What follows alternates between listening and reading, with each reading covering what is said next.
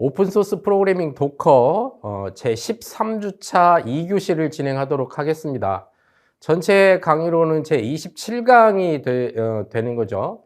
저희가 6주차 2교시에 실제 도커 전문가 선생님을 통해서 현장에서 도커가 어떻게 운영되는지를 살펴봤습니다. 오늘은 그 연장선으로 실제 도커로만 끝나지 않고요. 산업 현장에서는 이 컨테이너 관리가 워낙 복잡하고 많기 때문에 쿠버네티크스, 소위 이제 우리 업에서는 쿠버 또는 K8S라고 불러주는데, 쿠버네티크스랑 이 IBM이 인수한 레드시프트의 오픈시프트 이거를 많이 쓰거든요. 그래서 실제로 그 인프라 전문가 선생님이 다시 한번 오셔서 전문가가 진단하는 쿠버네티크스와 오픈시프트에 대해서 공부를 하는 시간을 갖도록 하겠습니다. 그래서 13주차 2교시는 6주차 2교시의 연장선에 있는 쿠버네티크스 14주차에 간단하게 설명을 좀 드릴 건데, 산업 현장에서는 약자로 부릅니다. 쿠버 또는 K8S라고 불러주고요. 여러분들이 이 레드햇 리눅스로 잘 알고 있는 곳이죠. 레드햇 리눅스에서 만든 오픈시프트, 요거를 이제 IBM이 인수했는데, 그러니까 쉽게 설명을 드리면 이게 어떤 마블의 세계관과 똑같은 거죠. 도커 위에 쿠버네티크스가 있고 또 그 쿠버네티크스들을 다 관장하는 거대한 세계관, 오픈시프트라는 게 있어요. 뭐 이쪽 또 오픈시프트 말고도 여러 가지가 있는데 가장 대표적으로 많이 쓰는 부분이기 때문에 쿠버네티크스를 컨트롤하는 영역이라고 보시면 될 것 같아요. 그래서 이 두 가지를 같이 전문가 선생님을 통해서 현장에서는 어떻게 사용되고 어떠한 장점들이 있는지도 같이 설명을 듣도록 하겠습니다. 그래서 13주차 2교시 학습의 목표는 실제 실무에서 사용하고 있는 쿠버네티크스, K8X와 오픈시프트를 비교를 해보도록 하겠습니다.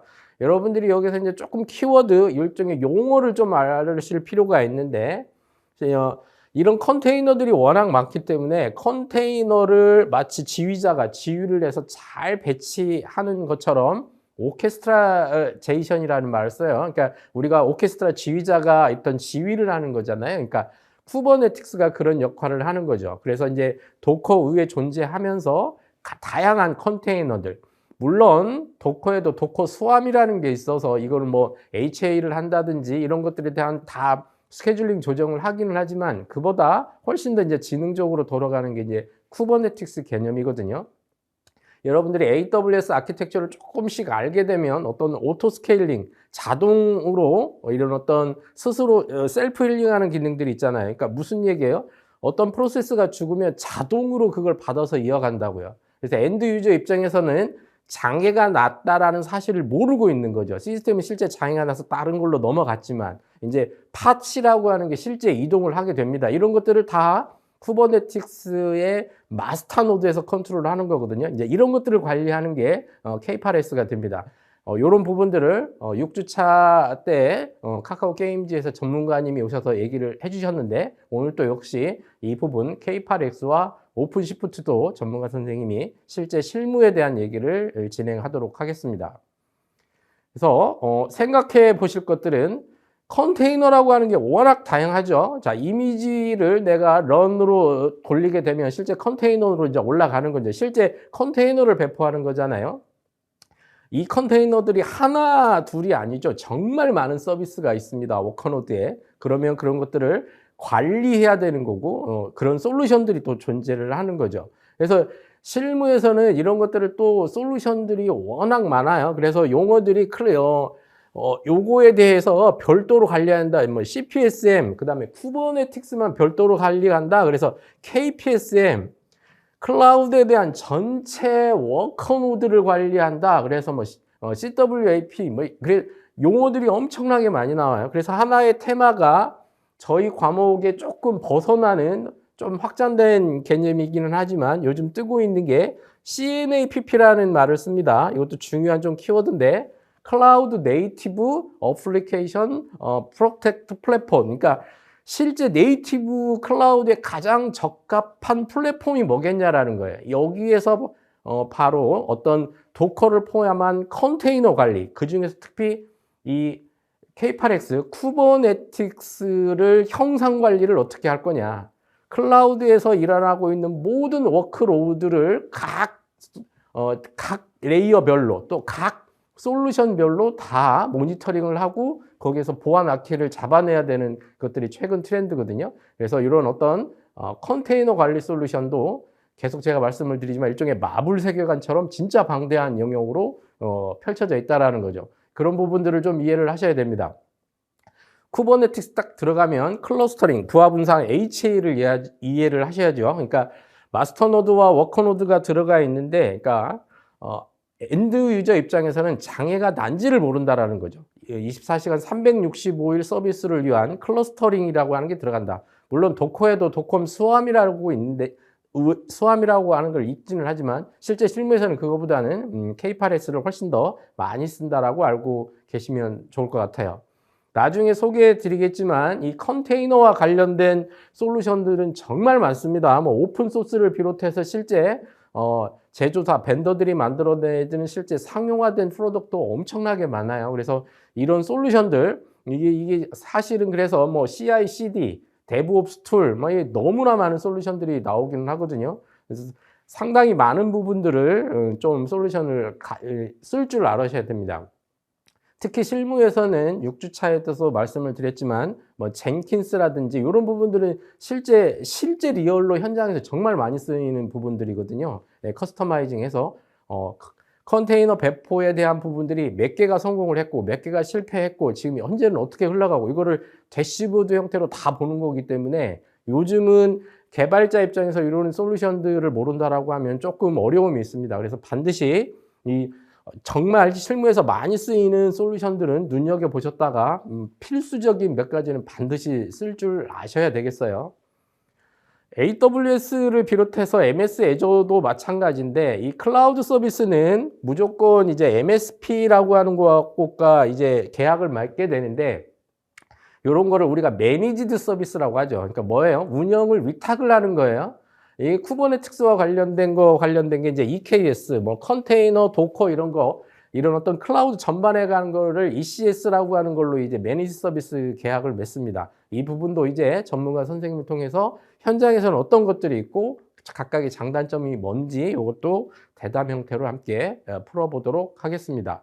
자, 그러면 13주차 2교시 카카오 게임즈에서 근무하시는 전문가 선생님을 다시 모셔서 실제 실무에서 쿠버네티스와 오픈시프트는 어떻게 활용이 되고 어떻게 활용하면 훨씬 더 유익한 솔루션이 되는지 그리고 사용하는데 어떤 점에 대해서 특히 유의를 해야 되는지 같이 대담 형태로 진행을 하도록 하겠습니다. 네, 학생 여러분들한테 애고해 드린 바와 같이 우리 6주차 2교시에 카카오에서 근무하시는 김민석 선생님 다시 모셔서 우리 뭐 김민석 선생님이 워낙 많은 부분들을 다 컨트롤 하시기 때문에요. 데브옵스 뭐 또는 데브섹옵스 하나의 갈래로 나오고 있는 뭐 깃옵스 여기까지 뭐 CI/CD 툴뿐만 아니라요. MS의 아키텍처 부분까지 이제 관련을 하시는 건데 우리 카카오의 김민석 선생님 다시 모셔서 이 쿠버네티스 그리고 그것보다 조금 더 헤비해지고 더 방대한 IBM의 오픈시프트까지 한번 실무에서는 어떻게 활용되고 어떻게 활용하면 훨씬 더 효율적으로 쓸 수 있는지 대담 형태로 진행하도록 하겠습니다. 선생님 오늘 또 나와주셔서 감사합니다. 불러주셔서 감사합니다.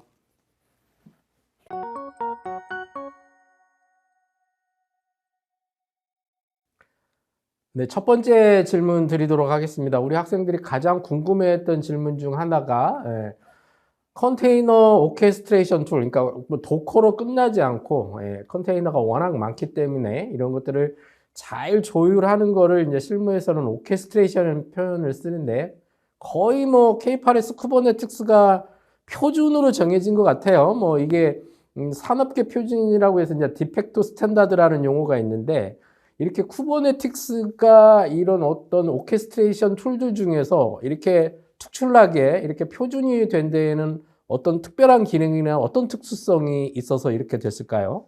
네, 먼저 쿠버네티스는 정말 다양한 기능들을 제공해주고 있습니다. 그래서 그 중에 몇 가지만 좀 설명을 해드리면 자동화된 롤아웃 및 롤백 기능이 있는데요. 이 기능 같은 경우에는 만약에 저희가 뭐 A라는 이미지를 통해서 뭐 1.0 버전을 이제 서비스 중에 있다라고 하다가 이제 만약에 정식 릴리즈를 통해서 1.1 버전으로 이제 업그레이드를 하지 않습니까? 요런 경우에 이제 서비스의 어떤 중단 없이 이 컨테이너들을 순차적으로 잘 교체해 가면서 롤아웃 해 주는, 배포해 주는 그런 방식, 그런 기능들이 있고요. 그리고 만약에 이 1.1 버전의 이미지가 조금 버그가 있다, 잘못된 버전이다라고 했을 때 롤백을 하게 됩니다. 이런 경우에도 서비스의 어떤 좀 어떤 그 가용성을 좀 최대한 살리면서 안정적으로 이제 순차적으로 이제 교체해 가면서 이제 롤백을 해 주는 그런 기능들을 제공해 주고 있고요. 그리고 이제 이 컨테이너들이 워낙 많은 이제 워커노드에 배포되고 있다 보니까 이 컨테이너들의 어떤 그 요청이 왔을 때 이 컨테이너를 전달해 줄 때 이런 그 어느 워커노드에 떠 있고 어떤 컨테이너들의 이 요청을 전달해 줘야 되는지 요런 것들을 이제 해 주는 역할을 이제 서비스 디스커버리라고 하는데요. 그리고 이 서비스 디스커버리 기능과 함께 이제 같은 역할을 하는 컨테이너들이 의 요청이 왔을 때 뭐 한 번은 뭐 A에 뭐 한 번은 다른 B에 뭐 이런 식으로 이제 분산 처리를 해 주는 로드 밸런싱 기능도 해 주고 있고요. 예, 그리고 이 컨테이너 오케스트레이션도 해 주고 있지만 그 이제 저장소 오케스트레이션을 해 주고 있는데요. 그래서 이 쿠버네티스는 로컬 스토리지도 사용할 수 있지만 이제 뭐 퍼블릭 클라우드에서 제공해 주는 S3 스토리지 같은 이런 스토리지도 손쉽게 사용할 수 있게끔 잘 관리해 주는 그런 스토리지 오케스트레이션 기능도 제공해 주고 있습니다.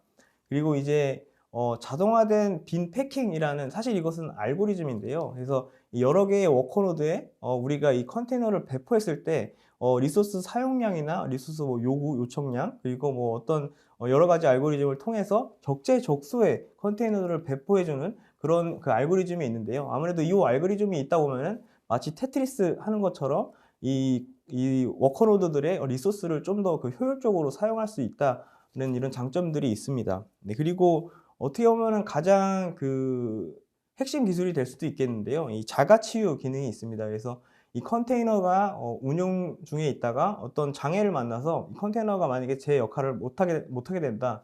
이 쿠버네티스는 컨테이너들을 주기적으로 헬스 체크를 하게 되는데요. 이 헬스 체크를 통해서 헬스하지 않다라고 이제 판단을 하면은 이제 따로 새로운 컨테이너를 띄우고 그 헬스하지 않은 컨테이너를 죽이고, 이런 방식을 통해서 높은 가용성을 유지하게 되는 그런 기능도 제공을 해주고 있습니다. 네, 그리고 사실상 이런 그 여러 가지 기능도 중요하지만 가장 어떻게 글로벌 스탠다드가 된 가장 키포인트는 제 생각에는 커뮤니티가 아닐까라고 생각을 합니다. 그래서 정말 커다란 커뮤니티가 존재하고 있고, 이 안에서 뭐 자격증이나 뭐 기업의 어떤 그 스폰 이런 것들을 통해서 정말 다양한 그 발전들이 이루어지고 있고 다양하게 홍보되고 있는데요. 아무래도 이 오픈 소스도 좀 더 다른 방향의 비즈니스 모델이 될 수 있기 때문에 좀 마케팅이 좀 잘 된 것이 아닌가, 이런 커뮤니티를 통해서 마케팅이 잘 된 것이 아닌가, 이렇게 좀 생각을 했습니다. 네. 네, 말씀 감사합니다. 상당히 중요한 얘기들이 많이 있었죠. 오토 힐링 기능. 그러니까 여러분들한테 수업 시간에 잠깐 얘기 드리지만 K8S의 아키가 마스터 노드와 워커 노드로 구분이 되고요. 스케줄링을 마스터 노드가 하지만 실제 돌아가는 건 워커 노드거든요. 그러니까 워커 노드가 이제 여러 개가 또 있겠죠. 뭐 심지어는 뭐 수백 개. 그 중에 하나하나의 이제 워커 노드에 팟이라는 게 있고 실제 비즈니스가 그게 뜨는 거죠. 거기에 내가 어떤 쇼핑몰 뭐 서비스를 올렸다. 그게 죽으면 자동으로 팟이 전이가 되는 거예요. 스케줄링에 의해서. 이게 이제 오토 힐링 또는 자동 배포 이런 기능들을 쓰는 거죠. 그러니까 여러분들한테 말씀을 드렸다시피 엔드 유저 입장에는 장애 난다라는 건 없는 거죠. 내 서비스에 이용이 없으니까. 근데 그 백단에서는 이렇게 자동으로 교체되면서 비즈니스의 연소성을 가지고 있는 거죠.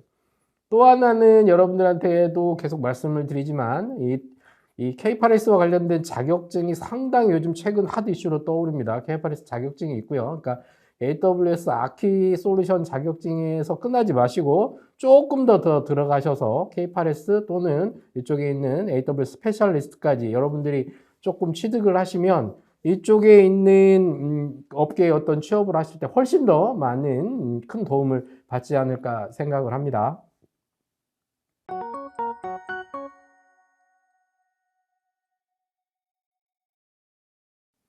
네, 두 번째 질문을 드리도록 하겠습니다. 이제 수업 시간에 잠깐 언급을 했는데요. 네. 이제 K8s 1.24부터는 표준 이 어떤 이 컨테이너 이 관리 툴에서 도커를 제외하고 다시 이제 원래 표준인 컨테이너 D로 이제 공식 표준을 지정했죠. 이게 이제 세부적으로 하도 이제 핫 이슈가 되다 보니 뭐 이들끼리 어떤 갈등 관계냐 아니면 뭐 이거를 둘러싼 결국 파워 게임이냐 뭐 이런 것들이 있고, 저희가 지금 이 대담을 하는 기준으로 쿠버네티스 최신 버전이 1.28이지만 요거와 관련돼서 뭐 1.23 이전 버전 쓰는 데에서도 뭐 핫 이슈가 많아요. 물론 이제 우리 저희 전문가 선생님이 말씀을 해주시겠지만 뭐 호환은 된다, 뭐 믿어라, 뭐 이런 얘기들이 있었지만 하여튼 이쪽에서 이제 업계에서 그 이전 버전 쓰시는 분들은 상당히 이런 거에 대한 핫 이슈로 떠올랐고, 이 부분에 대해서 요 전문가 선생님이 판단하시기에 정말로 이러면 만약에 이전에 도커를 쓰고 있던 게 컨테이너들로 변경이 되니 변경을 해야 되는 겁니까? 아니면 실제로 K8s 자체를 뭐 최신 버전인 1.28 이런 걸로 업그레이드까지 하는 걸 고민을 해야 할까요? 사실상 그 이제 뭐 첫 번째 두 번째 두 가지의 질문이 있는 것 같은데요. 먼저 두 번째 질문을 먼저 답변을 드리면, 기존 도커의 어떤 사용자에 대한 영향도가 있느냐라는 질문에 대해서 먼저 답변을 드리겠습니다. 먼저 사실은 그 도커 이미지의 호환성은 지금도 잘 되고 있고요. 사실 이 컨테이너 D를 공식 표준으로 지정은 했지만 이 쿠버네티스에서 이 컨테이너 도커를 버린 것이 아니고요. 이제 CRI라고 하는 컨테이너 런타임 인터페이스라는 표준을 도입한 겁니다. 그래서 만약에 이 도커도 이 CRI 표준을 잘 이행하고 있고요. 그리고 이 컨테이너 D 같은 경우에는 이제 CNCF라는 조직에서 이제 유지되는 그런 경량화된 컨테이너 런타임이기 때문에 조금 더 우리 쿠버네티스에 좀 더 적합하다, 이렇게 돼서 좀 이제 표준으로 이제 들어가게 된 것이고요. 사실상 그 도커를 사용하셔도 전혀 문제될 건 없습니다. 그리고 저희 회사에서도 뭐 1.28 버전을 사용하고 도커도 잘 사용하고 있으니까 뭐 걱정하지 않으셔도 될 것 같습니다. 네. 그리고 이게 뭐 단순한 뭐 갈등이냐 이렇게 말씀을 하시는 분도 계시지만 전혀 어떤 갈등이나 이런 것 때문에 의존성을 배제한 것은 아니고요. 그리고 배제되지도 않았고, 말씀드렸던 것처럼 그 CRI라는 표준을 이제 그 우선시한 거고, 이 표준을 지켜지는 컨테이너 런타임 이라면은 어떤 것이든지 사용이 가능하다, 이렇게 말씀드릴 수 있겠습니다. 이렇게 조금 발전돼 가는 좀 과정이라고 봐주시면 될 것 같고요. 전혀 뭐 갈등이나 이런 것에 대한 이슈는 아니라고 말씀드릴 수 있겠습니다. 네, 말씀 감사합니다. 이게 이제 뭐 오해는 없으시기 바라는데, 뭐 이게 CRIU, 그러니까 실제 컨테이너 런타임 중에 도커도 있고 컨테이너도 있고 여전도 있었는데, 그 전까지는 아예 이제 도커를 기본으로 했다라는 거죠. 뭐 선생님 말씀 다 맞는 말씀이고요. 근데 이제 실제로 이제 MSP나 CSP 입장에서는 요거를 실제로 계약, 이제 매니지드 하는 쪽에서는 요게 조금씩 현장에서는 문제가 되는 부분은 있어요. 근데 이제 기술적으로는 크게 이제 갈등까지는 가는 건 아니다라고 말씀을 해주셨네요. 그러니까 저희가 수업 시간에 말씀을 드렸지만 컨테이너 런타임 중에 도커도 있고 컨테이너도 D가 있었는데, 과거까지는 아예 그냥 도커라고 표기했던 거를 이제는 거기에 표환되는 거면 어떤 것들 다 된다라고 이제 행기를 한 거죠. 실질적으로 갈등에 대한 부분이 아니라 어떤 표준화에 대한 부분에 조금 확장성을 더 넓혔다, 뭐 이렇게 이해하시면 좋을 것 같습니다.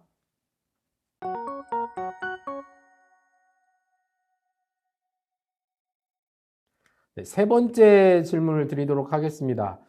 이게 아마 연도로는 2017년인가요? 2018년인가요? 세간에 떠들썩했던 레드앤 리눅스를 IBM이 우리나라 돈으로 약 40조에 인수를 했습니다. 이러면서 이제 IBM이 갖고 있는 AIS 유닉스 외에 이제 리눅스를 다 포용한다, 이렇게 이제 세간에 알려졌지만, 사실은 IBM이 노렸던 게 단순 리눅스를 다 커버리지 하는 것 외에 클라우드 가상화, 이쪽 컨테이너 영역을 다 완전히 IBM 세계로 장악하려고 했다, 요거까지 얘기가 나오거든요. 그러다 보니 이게 지금 레드앤 리눅스 운영 체제와 맞물리면서 이 오픈시프트라는 게 정말 매력적인 기술이고, 큰 대기업 위주로 정말 오픈시프트에 대해 도입이 많더라고요. 전문가 선생님께서 오픈시프트에 대해서 좀 간단하게 설명을 좀 부탁드리겠습니다. 아 네. 이제 종종 이제 어떤 문서들을 보게 되면은 손쉽게 볼 수 있는 부분이 이제 뭐 쿠버네티스 vs 오픈시프트 이런 문구를 많이 보게 됩니다. 그래서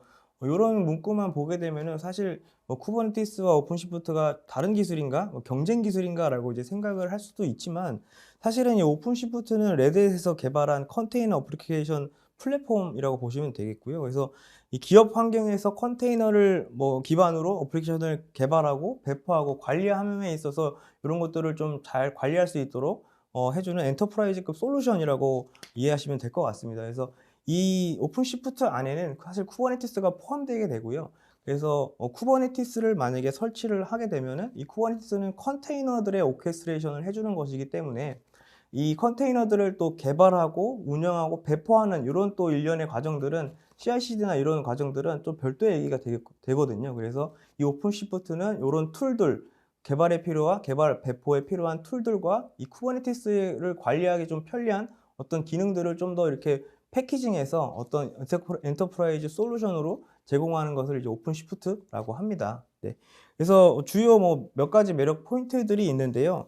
좀 기업 친화적이다. 그래서 이 오픈시프트는 아무래도 그 오픈 소스인 쿠버네티스보다는 어떤 뭐 보안이나 인증, 뭐 관리성 이런 것들을 좀 엔터프라이즈급으로 끌어올려서 금융권이나 이런 부분은 이런 곳에서는 많이 사용할 수 있게끔 되겠고요.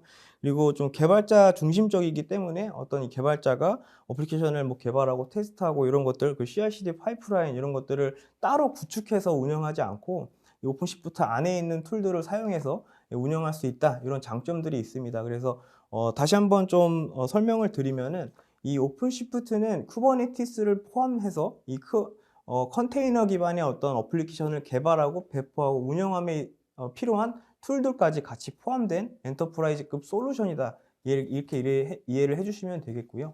네. 이 정도 설명드릴 수 있을 것 같습니다. 네, 설명 잘해 주셨습니다. 말씀드렸지만 이게 마블의 세경안이라고 말씀을 드렸죠. 이해하기 편하게. 도커가 있고 도커 위에 쿠버네티스가 있고 결국 그 쿠버네티스에 또 이거에 대한 오픈시프트가 있다고 아키를 설명을 드렸습니다. 요런 것들이 저희가 이제 CI/CD 파이프라인 이렇게 말씀을 드리는 게 오픈시프트를 도입한다라고 하는 게 단순히 솔루션을 도입하는 게 아니에요.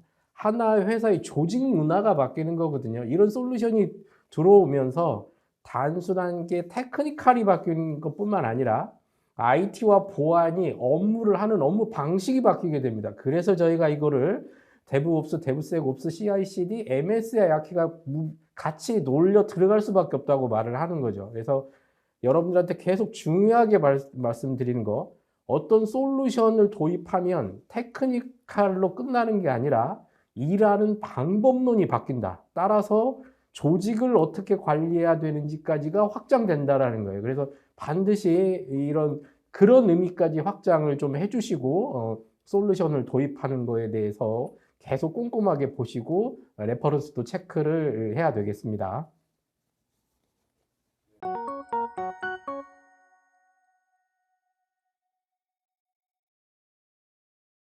네, 네 번째 질문 드리겠습니다. 여전히 이제 실제 레퍼런스 사례를 한번 여쭤보고 싶은데 뭐 정말 게임이나 포탈 뭐 여전히 가상자산 업체 정말 많이 쓰고 있습니다. 쿠버네티스.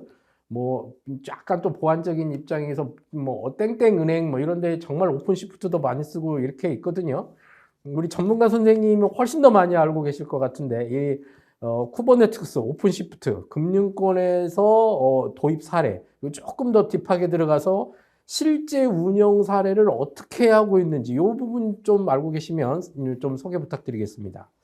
네. 일단 그 은행 분야 뭐 보험 분야 가릴 것 없이 정말 뭐 다양한 IT가 필요한 그 산업에서는 이제 쿠버네티스나 뭐 오픈시프트를 많이 도입을 하고 있습니다. 그래서 간단하게 좀 설명을 드리면 기존에 많이 은행의 어떤 기존의 그 아키텍처들은 모놀리식 아키텍처 그러니까 중앙 집중식 아키텍처를 좀 채택을 해서 많이 서비스가 되었다고 한다면은 요즘에 이제 신규로 개발되는 서비스들은 좀 트렌드에 맞게 마이크로 서비스 기반의 아키텍처로 전환하고 있고요. 그리고 이런 과정에서 또 어쩔 수 없이 컨테이너들이 또 많아지게 되면은 이런 것들을 좀 관리할 수 있는 쿠버네티스나 오픈시프트와 같은 어떤 솔루션을 좀 도입할 수밖에 없는 그런 상황입니다. 그래서 뭐 JP모건 같은 경우에도 쿠버네티스를 사용해서 뭐 개발 프로세스를 개발하고 뭐 보다 안전한 서비스를 좀 운영하고 있고요.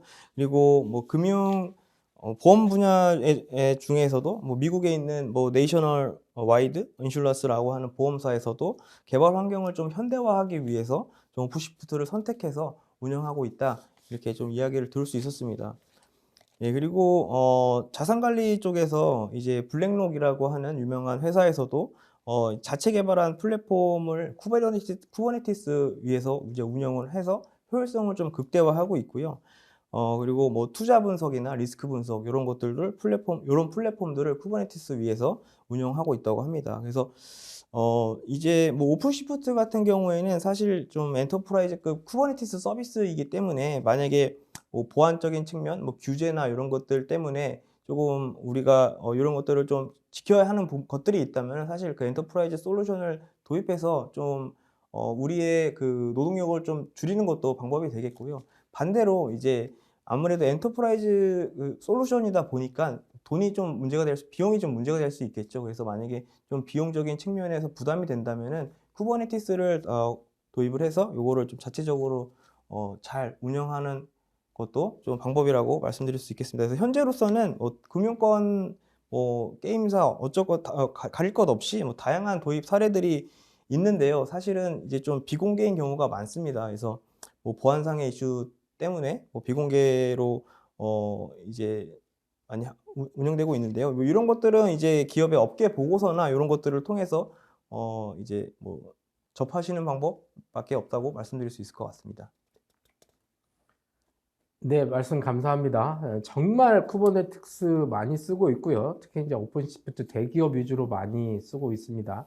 그래서 이제 대기업에서 이제 한 단계 더 나가서 배포라고 하는 걸 자동 배포를 합니다. 수동 배포의 개념이 아니라. 그러니까 이벤트가 뜨면 자동으로 배포되는 게 있어요. 쿠버네티스의 매니페스트 파일도 아예 그냥 젠킨스에 박아서 자동 배포를 하는 영역까지 있거든요. 그러니까 어, 지금 이 강의를 듣고 있는 개발자분들이 과거의 배포 방식이라고 하는 거는 정말 이제 잊으셔야 돼요. 이제 완전히 패러다임이 달라지고 있기 때문에 가장 중요한 거는 이쪽 클라우드 아키에 대한 게 반드시 이해가 필요하다. 개발자분들은. 왜냐하면 배포하는 방식이 컨테이너 방식으로 넘어가기 때문에 내가 이직하려고 하는 회사가 쿠버네티스를 쓰고 오픈시프트를 쓴다. 그러면 과거에 와스 서버에 그냥 자루와 와르로 물어서 배포하는 거 이런 개념이 아니기 때문에 반드시 개념 이해가 있어야 되고 대기업 위주로 이게 다 재편되고 있기 때문에 그러니까 전문가님 선생님이 말씀하신 것처럼 굳이 구축 사례라고 하는 게 의미가 없을 정도로 반드시 알아야 되는 필수 기술로 발전하고 있기 때문에 개발자분들도 이거 조금 인프라적인 영역 아니야? 이렇게 생각하지 마시고 배포와 관련돼서는 바로 파이프라인하고 연결이 되기 때문에 필수 기술로 꼭 학습을 부탁드리겠습니다.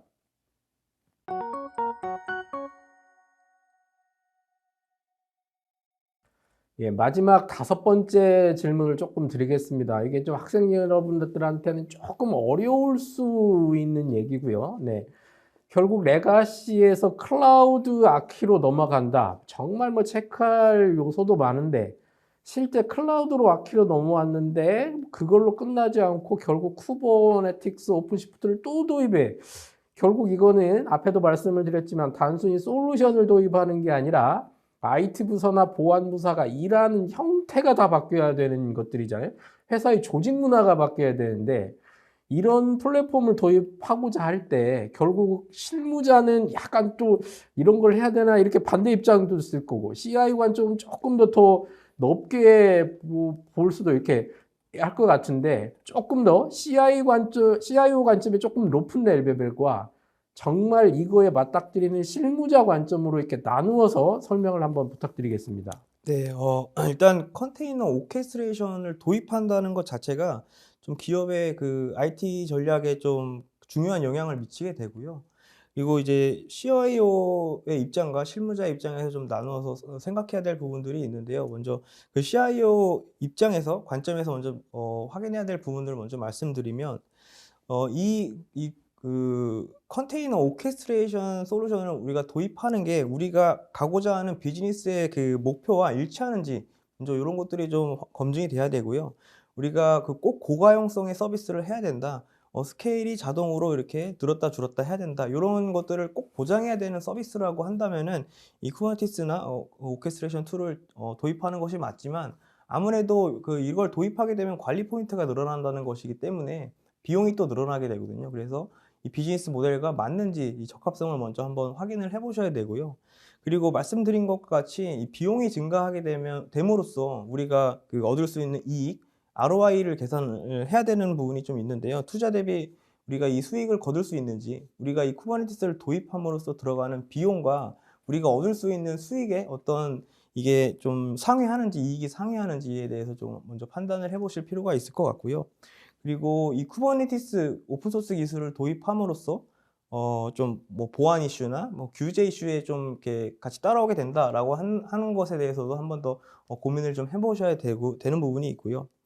그리고 이 쿠버네티스나 뭐 오픈시프트를 도입을 함에 있어서 아무래도 이걸 도입하게 되면 이걸 관리해야 되는 좀 인적 자원이 좀 필요할 거지 않습니까? 그래서 이런 인적 자원들을 확보할 수 있는지 이런 것들도 좀 중요한 포인트로 말씀드리고 싶습니다.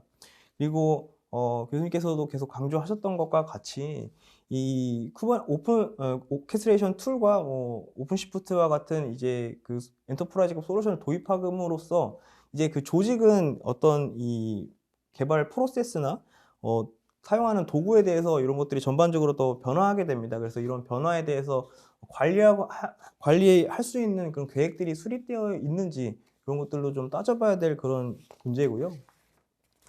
네, 그리고 실무자의 관점에서 체크 포인트를 좀 말씀을 드리면, 우리가 이 기술을 도입했을 때 이걸 받아들일 수 있는 그런 준비가 되었는지 확인하는 것도 조금 중요한 포인트가 될 것 같습니다. 그리고 우리가 이 쿠버네티스와 뭐 오케스트레이션 툴을 공부를 함에 있어서도 좀 학습 곡선이 너무 높지 않은지, 우리가 이해할 수 있는 영역이 있는지 이런 것에 대해서도 한번 좀 따져볼 만한 그런 문제가 되겠고요. 그리고 뭐 보안 이슈가 또 있을 수 있고, 그리고 말씀드린 것과 같이 뭐 이제 모니터링이나 로깅에 대한 어떤 이런 솔루션에 대한 공부도 또 필요하겠고요. 그래서 이런 것들에 대해서 좀 공부할 게 사실 많습니다. 그래서 이런 것들에 대해서 공부하고, 또 이런 공부한 것들에 대해서 문서화해서 조금 상향 평준화되는 약간 그런 조직을 좀 만들 수 있는지, 그리고 만들어야 한다면 이 문서를 또 어떻게 관리할지 이런 것들에 대해서도 좀 체크가 좀 필요하다, 이렇게 말씀드릴 수 있겠습니다. 그래서 CIO 분께서는 주로 좀 전략적인 관점, 뭐 비즈니스의 성과나 전체적으로 운영을 어떻게 해야 되는지 이런 방안에 대해서 좀 고민을 해주시면 좋을 것 같고요. 그리고 실무자분들께서는 주로 학습이나 이 기술이 좀 어떤 기술인지 좀 이렇게 부득껴 보는 그런 좀 자세도 좀 필요할 것 같습니다. 그래서 새로운 시스템을 좀 효과적으로 운영하고 뭐 유지하는 데 좀 필요한 어떤 그런 일련의 과정들을 좀 작업이나 절차들을 좀 세우는데 집중해야 될 것 같습니다. 네. 네, 말씀 감사합니다. 수업 중에 학생 여러분들한테 많이 강조한 것 같아요. 키워드들을 다 말씀을 해주셨는데, 결국 우리가 쿠버네티스 오픈시프트, 그래 기술은 알겠는데 이거를 받아들일 수 있는 역량이 있냐라는 문제예요. 결국 레가시에서 클라우드로 넘어간다는 것도 똑같은 거거든요. 자칫 잘못하면 남이 하니까 우리도 한다 하면 비용이 더 많아진다고요. 이게 ROI가 계산이 안 되면 의미 없는 거일 수 있다고요. 그러니까 여전히 현 시대에 우리가 클라우드를 얘기하지만 우리 비즈니스가 클라우드에 안 맞을 수 있다고요. 오히려 레거시가 더 맞을 수 있거든요. 그러니까 그런 어떤 비즈니스 전략, 이런 것들은 상당히 중요한 의미 부여가 되는 겁니다. 수업 시간에 말씀을 드렸지만 도커를 넘어서 쿠버네티스와 오픈시프트는 기술 난이도가 현재 기술에서는 최고점이라고 제가 말씀을 드렸죠. 가상화에 대한 풀 이해, 그리고 운영자도 개발자 레벨까지 코드를 이해하는 거, IAC 코드로 들어가기 때문에 더구나 뭐 테크니컬 아키니까 나는 개발을 몰라 이럴 수가 없어요. 그러니까 기술 난이도가 높다. 요거를 포인트를 하셔야 되고, 암호화폐처럼 우리는 그걸 모르니 다 그냥 매니지드 서비스로 넘기겠다. 그러면 이제 쿠버네티스의 마스터 노드는 안 알려주고 워커 노드만 알고 있기 때문에 아무것도 이제 빈 껍데기만 알 수 있다라는 거예요. 이런 기술 난이도에 대한 부분도 체크를 해보셔야 된다. 또 하나는 아까 전문가 선생님이 말씀해 주니까 우리의 조직 문화가 이거를 받아들일 수 있는 문화가 되냐라는 거예요. 안 맞는데 그거를 굳이 우리 CIO가 남들이 하니까 도입하겠다. 이것도 실패의 요인이거든요. 마지막 키워드, ROI, 비용 계산 정말 중요하죠. AWS 때도 잠깐 말씀을 드렸지만 이 AWS의 비용 최적화 프로젝트가 별도로 떠요. 이게 잘못하면 오히려 클라우드로 넘어갔는데 비용이 더 많이 든다라는 거죠. 마찬가지입니다. 쿠버네티스 오픈시프트로 넘어가면 싼 제품이 아니고요. 제가 아는 IBM 영업사원이 요즘은 오히려 오픈시프트가 더 잘 팔린대요. 레드햇이나 이런 거 파는 것보다 과거에 AI, 유닉스 뭐 이런 어떤 P-시리즈 플랫폼 파는 것보다 이게 더 잘 팔린다라는 거예요. 결국 이게 IBM 입장에서는 돈이 된다는 얘기거든요. 반대로 말하면 기업 입장에서는 자꾸 지갑을 열어야 되는 상황이 나올 수 있다라는 거죠. 그러면 어디까지 이거를 도입을 하고 어디 영역에서 맞출 거냐. CIO 관점과 실무자들이 충분히 고민을 해야 되는 부분이고, 어쩌면 이게 우리 비즈니스하고 안 맞다라고 하면 남들이 다 가더라도 우리는 그냥 우리가 갈 길을 가겠다. 이것도 또 하나의 전략이 될 수 있다라는 것까지 말씀을 드리겠습니다. 장시간 이 그 오픈시프트와 그 쿠버네티스에 설명해 주셔서 감사드리고요. 다음에 또 더 좋은 그 전문가 대담 강의가 있으면 다시 한번 만나 뵙기를 기대하겠습니다. 오늘 수고 많으셨습니다. 감사합니다. 수고하셨습니다. 감사합니다. 네, 전문가 선생님 통해서 대담 잘 들으셨죠? 상당히 중요한 내용들이 많이 들어있고 이론적인 거를 떠나서 실무에 대한 부분들이 훨씬 더 중요합니다. 개발자나 운영자나 이런 뭐 아키 입장에서 관리하는 것들은 이런 저희 뭐 대학교에서 진행하는 각각의 어떤 이론적인 내용, 각각의 옵션들 이런 것도 중요하지만 실무에서 왜 이 솔루션을 많이 쓰고 어떻게 하는지 이런 것들이 훨씬 더 값어치 있는 지식들이기 때문에 실무에 자꾸 그 얘기를 들으시고 어떻게 만약에 지금 직장과 병행하시는 분들이 있다면 활용하는 방안을 꼭 찾으셔야 됩니다. 학습 심화 개념으로 쿠버네티스처럼 어떤 컨테이너 오케스트라이제이션 이런 솔루션 각 레이어별이 많죠. 그러니까 요거는 쉽게 말씀드리면 이런 얘기하고도 같아요. 뭐 CI/CD 솔루션에는 어떤 게 있냐? 그 다음에 DevOps 솔루션에는 어떤 것들이 있겠냐? 마찬가지로 요거를 이끌어내는 것들에 대한 어떤 SDLC에 대한 파이프라인은 어떻게 구성이 돼야 되냐? 그러면 각 레이어별로 솔루션이 있겠죠. 배포를 하는 거, 뭐 어떤 뭐 스캐닝을 해주는 거 이런 것들이 다 있거든요. 그걸 레이어를 한번 나누어 보시고, 이런 때 이런 포지션에는 이런 솔루션이 들어가면 최적이겠다. 이런 것들을 좀 이해를 하실 필요가 있죠. 그래서 여러분들이 우리가 과거에는 레가시 기준으로 아키텍트, 그러니까 아키라고 하면 보통 맨 위에 어플리케이션 아키텍트가 있고요. 그렇죠? 맨 밑에 이제 우리가 소프트웨어 아키텍트, 그 다음에 이거를 컨트롤하는 데이터 아키텍트, 뭐 이렇게 불러주잖아요. 물론 이거를 통괄하는 세큐리티 아키텍처가 별도로 존재하는 데도 있습니다. 보안. 근데 클라우드에서는 이렇게 어플리케이션 아키텍트, 데이터 아키텍트 이런 레이어별로 나누지를 않아요. 다 알고 있어야 되기 때문에 우리가 실무에서는 CA라는 용어를 씁니다. 클라우드 아키텍트. 레벨이 가장 높죠. 클라우드 전반에 대한 거를 다 컨트롤하는 거예요. 이분들은 각각의 어떤 쿠버네티스의 각각에 대한 세팅 값들 뿐만 아니라 실제 배포에도 관련이 되는 거거든요. 그래서 클라우드 아키텍트는 현재 가장 산업계에서 연봉이 가장 높습니다. 그래서 뭐 공고 나가는 게 대부분 그러죠. CI/CD 툴을 쓸 줄 아셔야 되고 DevOps를 뭐 3년 동안 이상 뭐 해보셔야 되고 뭐 이런 것들 다 지금 이 궁극적인 거는 뭐를 얘기하고 있는 거예요. 거기에 이제 개발이라고 하는 거가 박아서 나오는 경우도 있지만 대부분 클라우드 아키를 얘기를 하고 있는 거예요. 클라우드 아키는 각 레이어별을 다 알아야 된다. 스토리지 가상화부터 서버 가상화, 네트워크 가상화를 다 알아야만 이 클라우드 솔루션들을 이해가 되는 거거든요. 그리고 개발자 입장에서는 실제 젠킨슨처럼 소스를 진짜 클라우드로 배포할 때 어떻게 할 거냐. 이 K8S의 매니페스트 그 컨피그 파일 이런 것들을 다 젠킨스나 이런 데서 다 자동 배포하는 것들이 있거든요. 실제 현장 가보시면. 그래서 이렇게 많이 사용되는 솔루션도 여러분들이 꼭 한번 찾아서 학습을 해보시기를 부탁을 드리겠습니다. 13주차 2교시 간단하게 정리를 하겠습니다. 마찬가지로 쿠버네티스와 오픈시프트를 가장 잘 사용하시는 전문가님의 대담 형태로 진행이 됐어요. 쿠버네티스 최초에서 구글에서 만든 거지만 거의 업계 표준이 되어 버렸다 이제. 근데 여러분들이 요건 난이도가 상당히 높다라고 제가 말씀을 드렸죠. 기본 개념이 컨테이너라고 하는 아키 개념이 서 있지 않으면, 그러니까 도커를 완벽하게 이해를 못하면 쿠버네티스로 넘어올 수가 없죠. 그걸 컨트롤하는 게 지금 쿠버네티스이기 때문에, 그러니까 컨테이너라고 하는 개념을 명확하게 이해를 해야 됩니다. 이미지에서 런을 해서 클라우드로 이런 어떤 컨테이너로 넘어가는 과정을 정확하게 이해해야 되고, 그러다 보니 기술 난이도가 높다. 관련된 또 솔루션들이 워낙 많기 때문에 이 아키가 엄청 복잡해집니다. 그래서 실제 기업에서는 어떻다? 우리가 운영을 못할 것 같으면 뭐 사람을 채용하는 이런 게 아니라 매니지 서비스라고 하는 거를 실제 계약을 맺어서 CSP, MSP와 계약을 맺어서 운영을 아예 위탁을 한다. 이런 것도 실제 산업 현장에서는 쓰고 있는 거죠. 지금 가상자산 암호화폐 업체들이 가장 많이 하는 게 이런 형태들의 매니지드 서비스예요.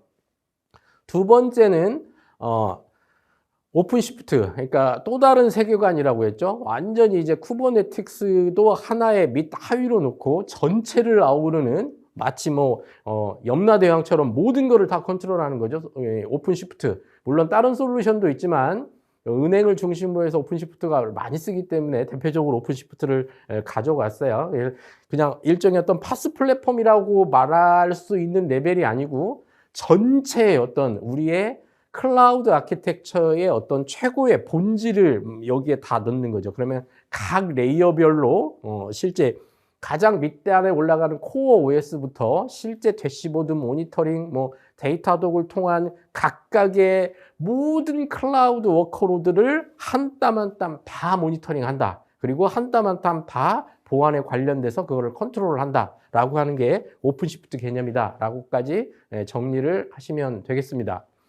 자, 13주차 2교시 상당히 또 중요한 교시였습니다. 전문가 선생님을 통해서 이런 듣는 기회가 흔치 않기 때문에 반드시 좀 집중력 있게 들어주시고요. 다음 시간에는 도커에서 조금 더 뛰어나서 쿠버네티스, 깊게는 못 들어가고 마스터노드와 워커노드, 실제로 서비스가 돌아가는 팟이라는 게 뭐고 이런 것들이 자동 워커로드가 어떻게 되는지 그런 부분까지 같이 공부를 해보도록 하겠습니다.